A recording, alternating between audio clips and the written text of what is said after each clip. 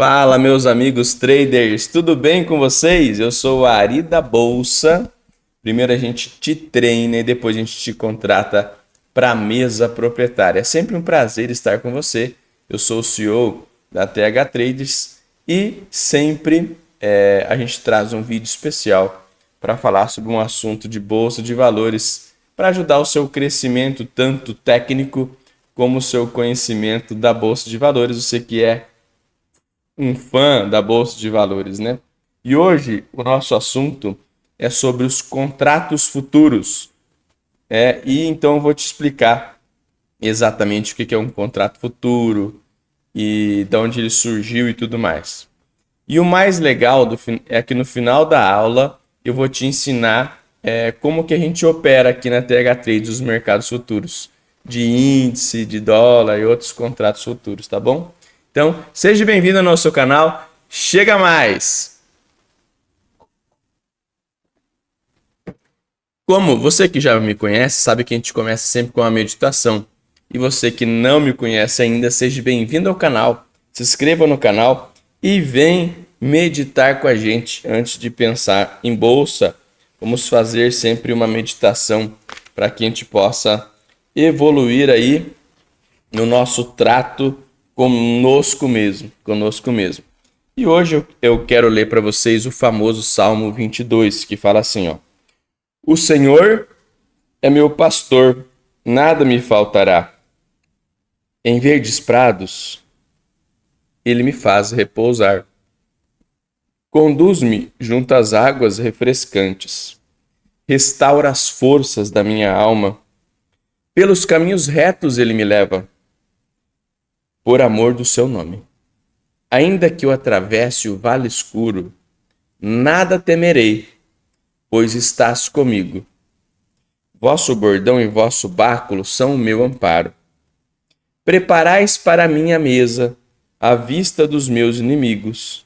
Derramais o perfume sobre minha cabeça, e transborda minha taça. A vossa bondade e misericórdia hão de seguir-me em todos os dias da minha vida, e habitarei na casa do Senhor por longos dias. Bonito, né? Acho que talvez seja um dos salmos mais lidos de todo mundo, né? E o que eu queria meditar mais com vocês aqui é o versículo número 4. Fala assim, ó: Ainda que eu atravesse o vale escuro, nada temerei, pois estás comigo. Vosso bordão e vosso báculo são o meu amparo. Trazendo isso para o trade, pessoal, para as operações, sabe o que eu me lembra? Me lembra muito o River, sabe por quê? O nosso indicador aqui da TH Traders. O River é o nosso amparo. Por quê? Ele dá 88% de acerto. Quando ele fica verde, o que acontece? O mercado tende a explodir para cima. E quando ele fica vermelho, ele tende a explodir para baixo. Então, é uma atratividade tão grande, uma segurança tão grande, que me lembra, ó, ainda que eu atravesse o vale escuro, ainda que pareça que a minha operação não vá lá para o alvo, nada temerei, pois estás comigo, né? A estrutura toda, eu acredito nela. Por quê? Porque faz, sei lá, o River deve estar pronto há muitos anos, né? Eu opero há 17, mas o River há muitos anos. Então isso gera confiança. Caso o amigo não opere com o River e opere com outra coisa, o que eu aconselho de coração? A você operar conhecendo o que você faz, o indicador que você usa ou o jeito que você faz. Você só perde o medo de operar a partir do momento que você conhece aquilo que você está fazendo. Então, por exemplo, você vai andar de bicicleta a primeira vez, você fica com medo de cair, ou de moto, porque você não conhece o sistema ainda, que tem que pedalar ou acelerar, ou se equilibrar. Você vai andar de carro, você vai numa montanha russa lá, sei lá no Beto Carreiro, lá no, Santa Catarina. Um abraço pro pessoal de Santa Catarina. E aí, o que acontece? Dá medo, por quê? Porque é uma loucura aquilo, né? Agora, anda 200 vezes naquela montanha-russa.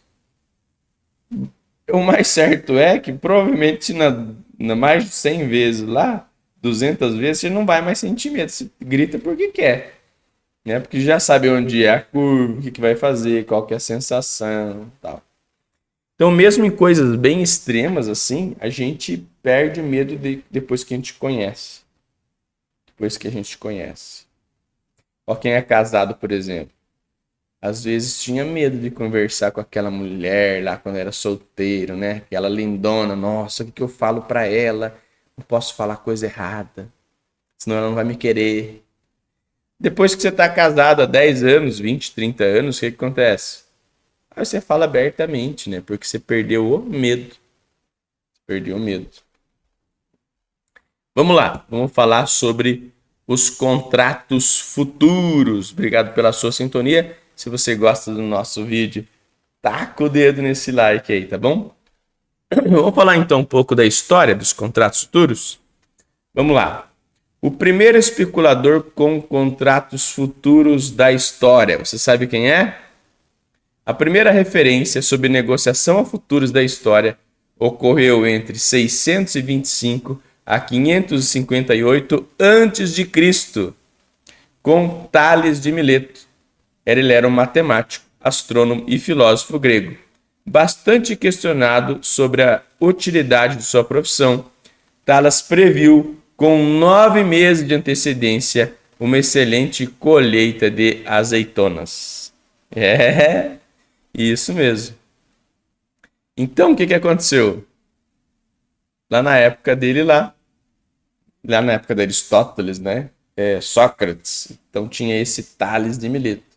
Ele foi a primeira coisa que a gente tem escrito sobre esses contratos futuros, tá? Tales sabia, pelos seus conhecimentos das estrelas, ainda no inverno, que ocorreria uma grande colheita de azeitonas no ano seguinte. Sabe quem falou isso? Aristóteles. Esse eu acho que você já viu falar. Para quem não sabe, eu também sou formado em filosofia pela Universidade UniOeste, a Universidade do Oeste do Paraná, Universidade Estadual. E me formei lá na minha época que eu tinha meus 20 anos, né? Então, por isso que às vezes vocês veem eu dar uma devagada aqui, né? Que eu sou filósofo, tá bom? Uma das minhas faculdades. Os primeiros mercados futuros da história. Os contratos futuros nasceram originalmente para melhorar as condições de negociação das commodities agrícolas e somente muito tempo depois começou a ser utilizado nas negociações dos ativos financeiros. Há relato de negociação de contratos futuros desde o século XVII. Do século XII. Então, pessoal, como que surgiu? Por exemplo, a pessoa precisava negociar soja, arroz, trigo, algodão, né? E o que é um contrato futuro, então? Por exemplo, a pessoa precisava comprar algodão, soja, trigo, milho para em junho, estava frio, sei lá, o calor, depende do país que a pessoa mora, para dezembro, para ele se vender para outras pessoas ou para ele se organizar.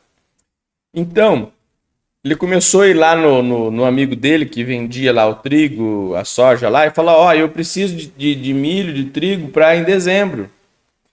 Aí o cara falou: mas eu não posso te vender no preço que está hoje. Por quê? Eu não sei o quanto que vão estar negociando lá em dezembro.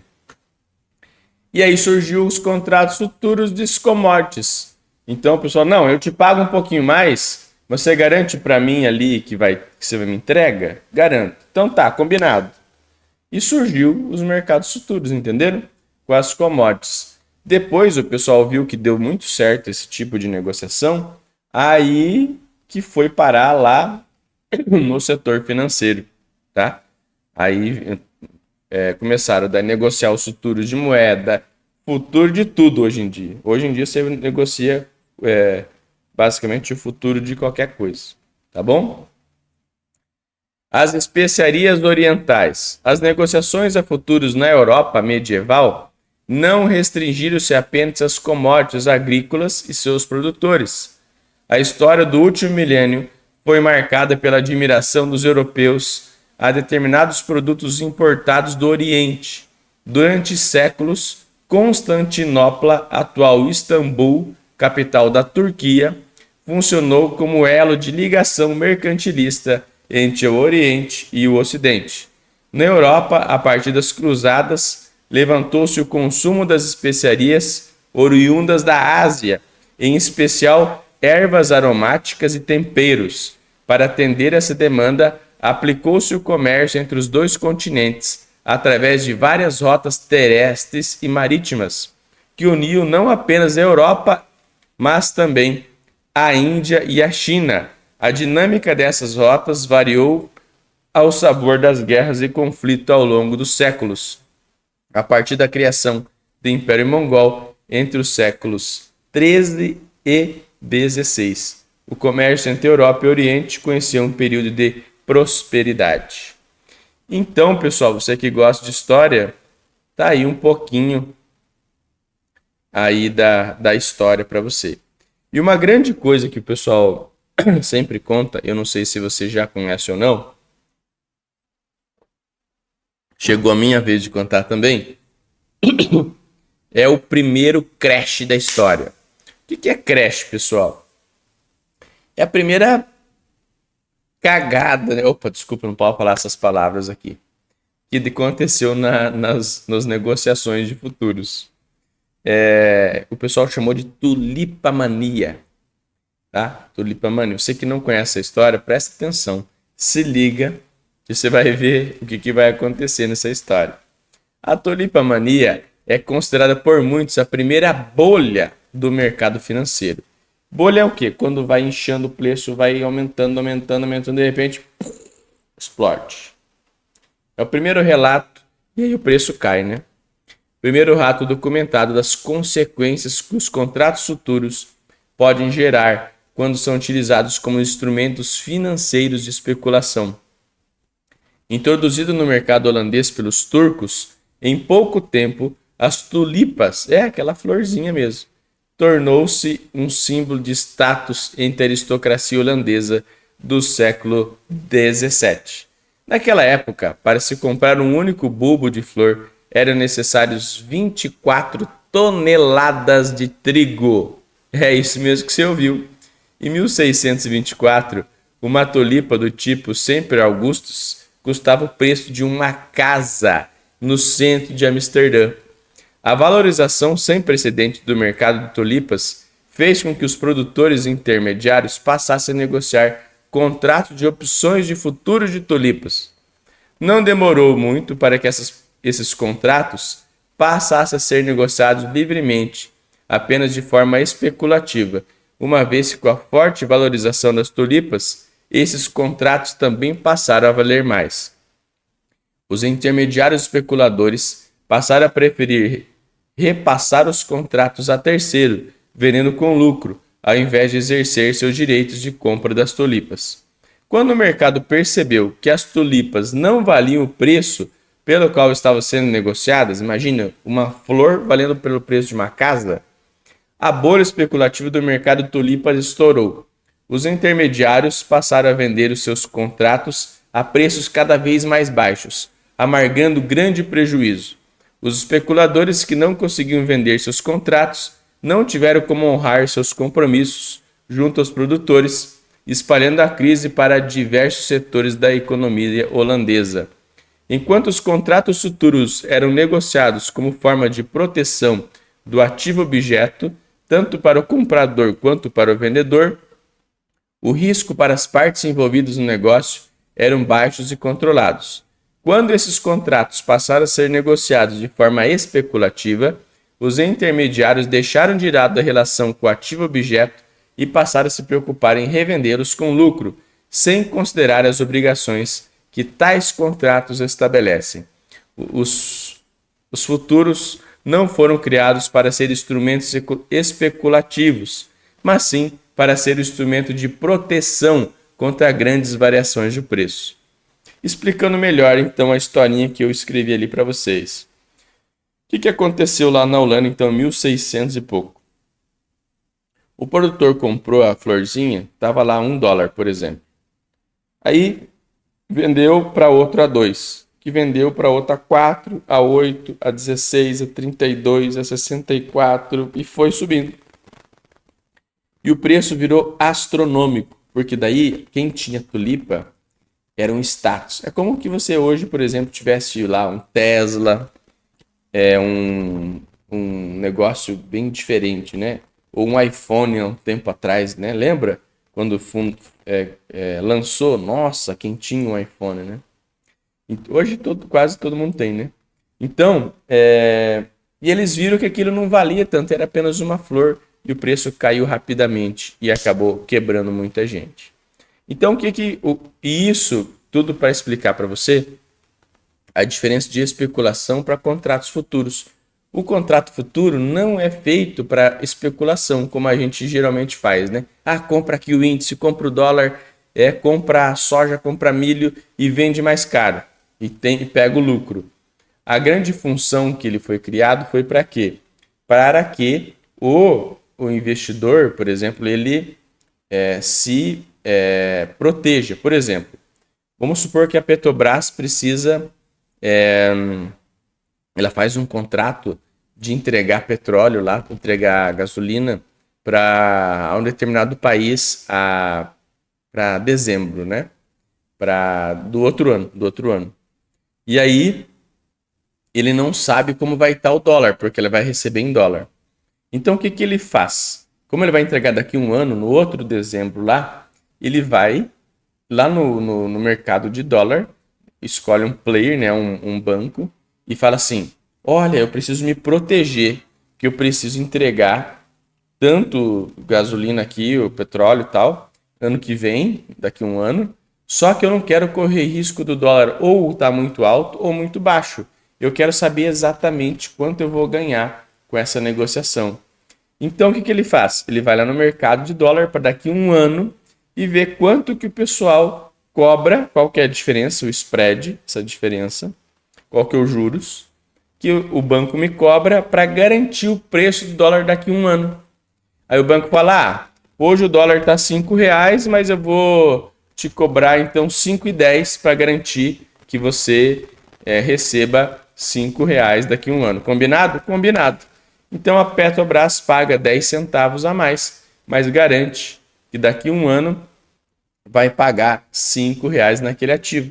Entendeu a diferença? E aí então isso é chamado de hedge, uma proteção. Independente do que aconteça, se o dólar suba ou se o dólar caia, ele está garantido que ele vai receber R$5 a R$5 a safra dessa mercadoria, tá? Dessa mercadoria. Então, por isso que é tão importante você entender o que é contratos futuros e não apenas operá-los, tá? Vamos lá. Surgiu também na história a primeira bolsa de mercadorias e futuros da história, que foi chamada de CBOT, que é a criação da Chicago Board of Trade, tá? Por quê? Chicago, C, Board, o B, of, o B e o T de Trade, tá? Ela foi fundada em 1848. Ela marcou o desenvolvimento e o profissionalismo da atividade de negociação dos contratos futuros. Então, você que opera dólar futuro, você mini dólar, mini índice, é aqui que começou a sua profissão, em 1848, tá bom? Pela Chicago Board of Trade. As preocupações dos produtores americanos em garantir a venda de seus produtos, bem como usuários finais e assegurar a disponibilidade dos mesmos produtos, fez com que surgisse, então, esse tipo de mercado. A primeira bolsa de mercadorias e futuros do Brasil, que talvez também você pode estar se perguntando, foi em 1917. Então, fazem aí pouco mais de 100 anos, né? Um pouco mais de 100 anos. Quando foi criada a Bolsa de Mercadorias de São Paulo para as negociações de contratos futuros de algodão. Então, a primeira bolsa futura que a gente teve aqui de contratos futuros foi de algodão. Em 1991, agora bem mais recente, né? Talvez você já estava vivo, já tinha nascido. Eu já estava ali com meus 20 anos quase ali. A Bolsa de Mercadorias de São Paulo fechou acordo com a Bolsa Mercantil de Futuros, que tinha sido fundada em 1985 e negociava contratos financeiros. Em 1997, com a celebração do acordo da Bolsa Brasileiras de Futuros, a BBF e a BMF, consolidou-se como o principal centro de negociação de derivativos da América do Sul. Tá bom? Então você conseguiu aí entender bem mais sobre esse assunto, tá bom? Arizão, você falou lá no começo do vídeo que ia explicar para nós sobre mercados futuros, como que opera e tal. Vamos lá. Uma das ações, ou melhor, um dos futuros que eu mais gosto de operar é o dólar. O dólar, ele tem o ticket chamado aqui, ó, de Doll Pro, tá? O Doll Pro é o dólar cheio com o dólar mini, tá? O dólar normal, o pessoal escreve assim, ó, Doll X23, por exemplo, que era um contrato aqui que venceu em outubro de 2023. Outro contrato que o pessoal opera é o mini dólar, por exemplo, o mini dólar de novembro, ó, WDOL Z23. E aí, por que existe essas letrinhas, pessoal? Essas letrinhas, o nome já está falando para você como é que ele funciona. É um contrato futuro. Então, como é um contrato futuro, ele tem que vencer, tem que ter um vencimento. Para quê? Para que comece um outro contrato futuro e cada pessoa vai ver qual o vencimento que melhor lhe convém. Por exemplo, lembra que eu falei do exemplo da Petrobras, que precisava comprar dólar e manter o valor? Então ela vai olhar aqui, vai chegar aqui e vai ver, qual que é o contrato, quanto que eles estão cobrando para deixa eu achar aqui contratos, quer ver? Ó, contratos futuros, ó, calendário de contratos. Você vem aqui, ó, digita calendário de contratos, tá vendo? Ó? Aqui, ó, vai aparecer essa caixinha, ó. Aí eles vão falar assim, ó, o que eu quero fazer um contrato para garantir o dólar para daqui a um ano. O que eu vou olhar? Vou vir aqui em 2024, ó, e vou vir aqui em dólar, por exemplo, ó, e vou olhar aqui, ó, vencimento para dezembro de 2024, ó, dezembro de 2024. Ó, ainda não tem emitido, ó, mas tem emitido para vencimento 1º/10/2024, ó. Tá vendo? Então, qual que é a letra? Ó? DOL V24. Eu quero para 2025, ó. Eu tenho emitido aqui, ó, para, por exemplo, ó, 2025, ó, janeiro de 2025, ó, DOL F25, tá vendo?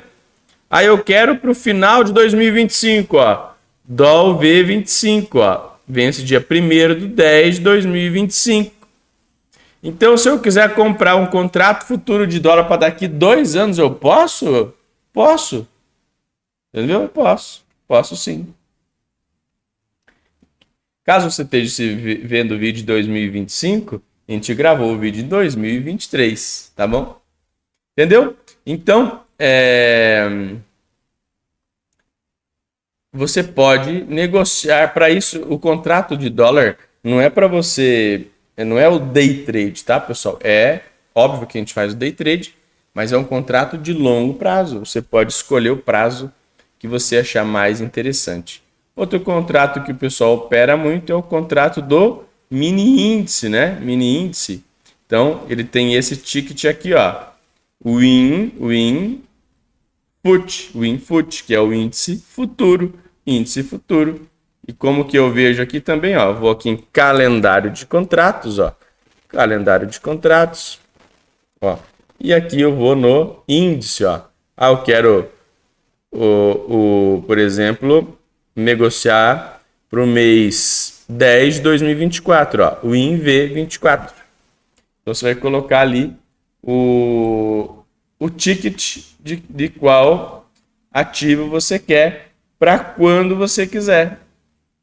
Estão entendendo agora? Estão entendendo agora? Show! Como que opera, então, basicamente, quais as diferenças do contrato futuro de índice para de dólar? O contrato de índice, pessoal, cada contratinho dele, cada ticket que ele movimenta, você ganha ou perde, no caso aqui, é R$1, tá? R$1 por ticket ali de movimentação. Então, por isso que o pessoal gosta tanto de operar o índice futuro, porque ele é um contrato relativamente baixo de se operar. Então, cada movimentação, o que é uma movimentação? Um ticket, que ele subiu um preço ou caiu um preço, vale R$1. O contrato do mini dólar, cada movimentação de preço, ele já é um pouquinho mais interessante, mais caro, conforme se você ganhou ou perdeu, ele vale R$5, tá? Vale R$5 a cada ticket que ele sobe ou desce, vale R$5, tá? Então, por exemplo, se eu comprei ali e a cada centavo de dólar que ele movimenta tem 20 paradas, tá? Tem 20 tickets, tá? E cada ponto são 2 tickets. Então, por exemplo, se eu comprei o dólar e ele subiu 1 centavo, são 20 tickets, tá? E vale, então, R$100. R$100 por centavo que ele sobe. Tá? Porque 20 tickets vezes R$5 dá R$100, tá bom? Então tá aí as informações sobre o mercado futuro do mercado tanto internacional como o mercado nacional. Você que é operador, que é trader ou quer se tornar trader ou operador, eu te convido a fazer parte da nossa mesa proprietária. Mesmo que talvez você não saiba nada sobre a bolsa de valores, mas tenha vontade de conhecer ou queira mudar de profissão, a gente te treina lá na TH Trades, mesa proprietária, e depois te contrata para você trabalhar e fazer a parceria junto com a gente, tá bom? Show de bola? Para quem está se perguntando e não conhece ainda, esse aqui é o martelo do Thor, isso mesmo. Ele serve porque a gente tem mais de 200 trades na mesa. Então, quando o trader faz coisa errada e entra contra a tendência, a gente pega o martelo e dá na cabeça para ele, né, ajustar os parafusos na cabeça dele. Brincadeiras à parte, pessoal, é sempre bom estar com vocês nessa sintonia. Se você gosta do nosso canal, clica no link, deixa ali o seu gostei, tá? O seu joinha e vamos para cima, né? Vamos para cima, cada dia com mais aulas aqui para que você possa evoluir e ir entendendo mais sobre o mercado que você trabalha. Valeu, um grande abraço, tchau, tchau!